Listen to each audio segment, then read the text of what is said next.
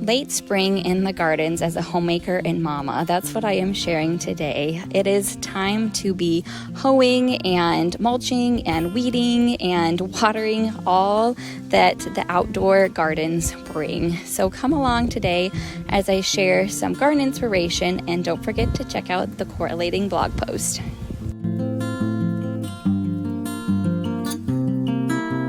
Hello friends, and welcome to my backyard and my gardens. Today I'm sharing all about my gardening and just late spring gardening with little kids and life as a stay-at-home mama, homemaker, and an expecting mama as well.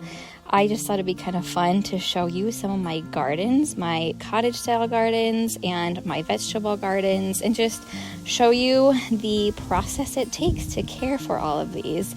And I thought, what better way to share this than in video form and to do a voiceover sitting outside. So you're going to hear the breeze a little bit, but it's just a lovely way to get the experience and for me to just look around in my garden as I do the voiceover for you.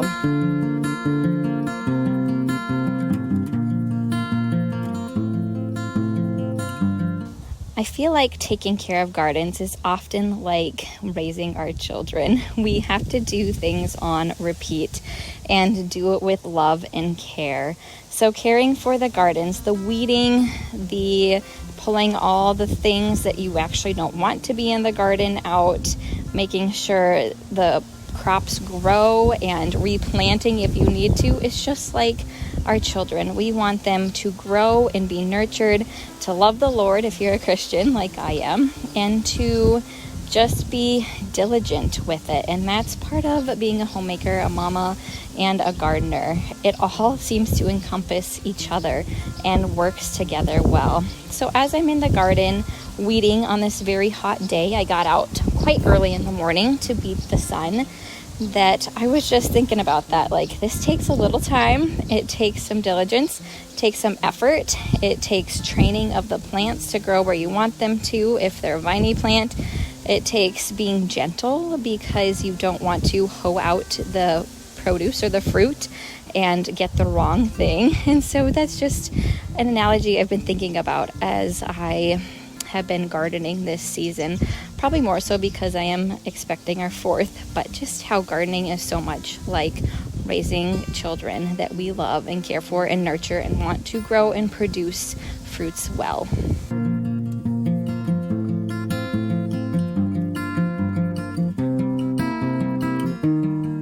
Now in the flowers, when it comes to flowers, if I wasn't an advocate of raising your own food for purposes of health and just knowing where it comes from, I would probably have way more flowers than I actually do. I love the beauty of flowers, the joy it brings me to watch each one grow and bloom and tending those gardens. So I have a few little cottage gardens, a shade garden under a crabapple tree that's right by our back patio, some that are more exposed to the sun near our garage and the side of the garage right before we get to some more vegetable gardens, and they just take effort and work just like the vegetable gardens. But it's something that I've said many times before, I enjoy, I love it.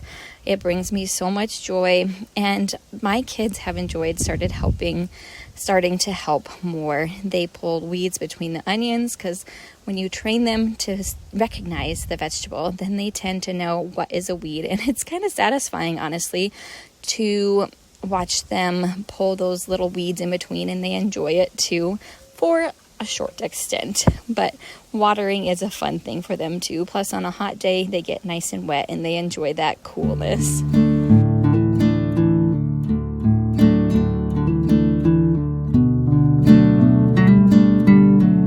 So as you did see, I have some vegetables in the garden that we do produce more of.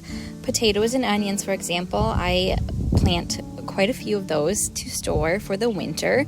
And corn is something that my family loves. We love a good ear of sweet corn. And so we have a couple little plots of that. And then some of the typical vegetables, some tomatoes, cucumbers, peppers, carrots. I do some green beans as well. I do try to produce enough to store or freeze or can for some of the winter months. But we also have local farmers market from our Hutterite colony that lives nearby that I do get some produce from as well. So I'm not one of those gardeners that produces enough for us for a whole year. I do have community sources that I can get mine from.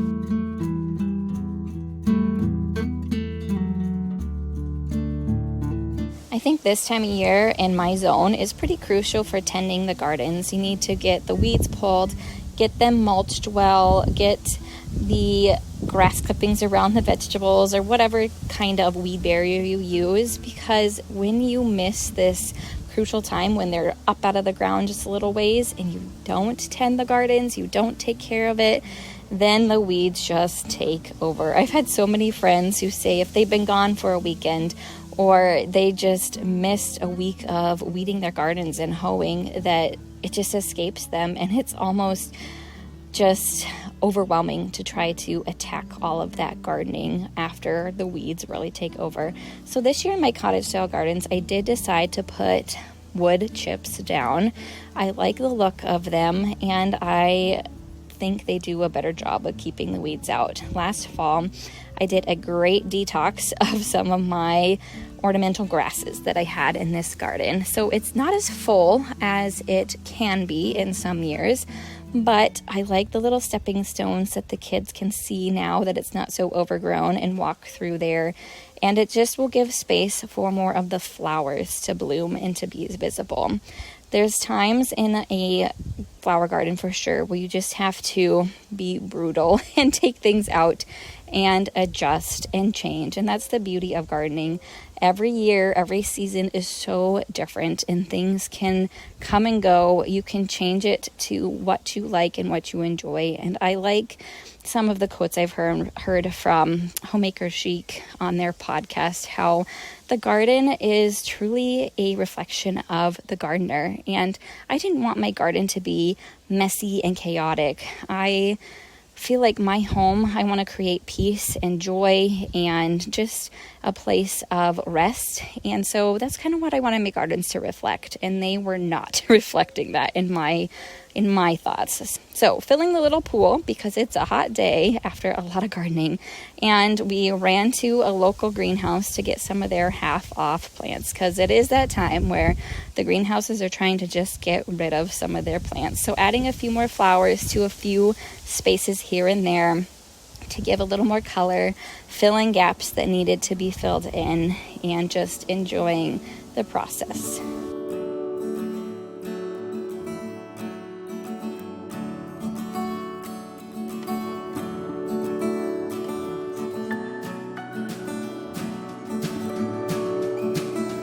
There's so much change in each season as a gardener, from really enjoying certain flowers to thinking, I really don't enjoy those anymore. So in this section here, I had a lot of those ornamental grasses, and they, like I said, they just took over. So I pulled them out last fall. I planted a hydrangea, and I had some volunteer little flowers grow here, but I wanted some more cutting flowers, some dahlias, some other shade flowers that will just add color to this space. So I found a few that were on sale to put in there and just enjoy for the season. And I love finding them on sale.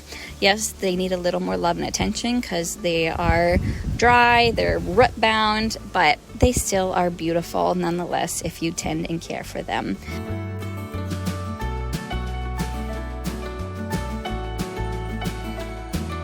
This space is one of my favorites as you walk between the arch with the climbing rose on the one side. And when I am doing this voiceover, all my roses have gone away. So it'll be time to deadhead all those so that they can hopefully get a second chance at their blooming.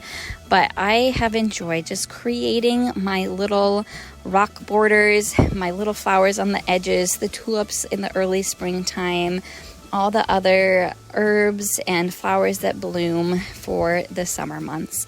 Taking a little breather to enjoy an iced latte and checking out the last of the roses as the kids are now enjoying their pool time outside as well.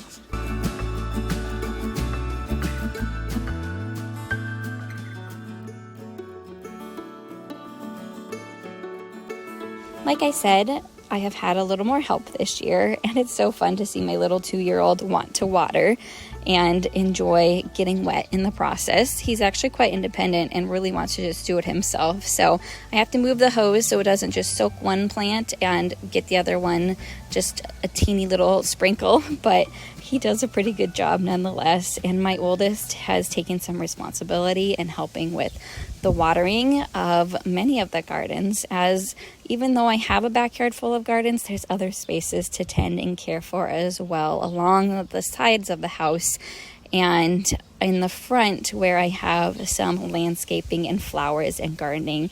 So there is a lot involved when it comes to gardening and a lot to care for, and especially if you don't want it to look overgrown and weedy and forgotten, because a forgotten garden is a sad garden. I think it's just hard to see gardens that get left and are no more. So I'm going to share an evening tour of what my gardens look like a little bit for you as I close out this late spring day of gardening for you. I hope you enjoyed.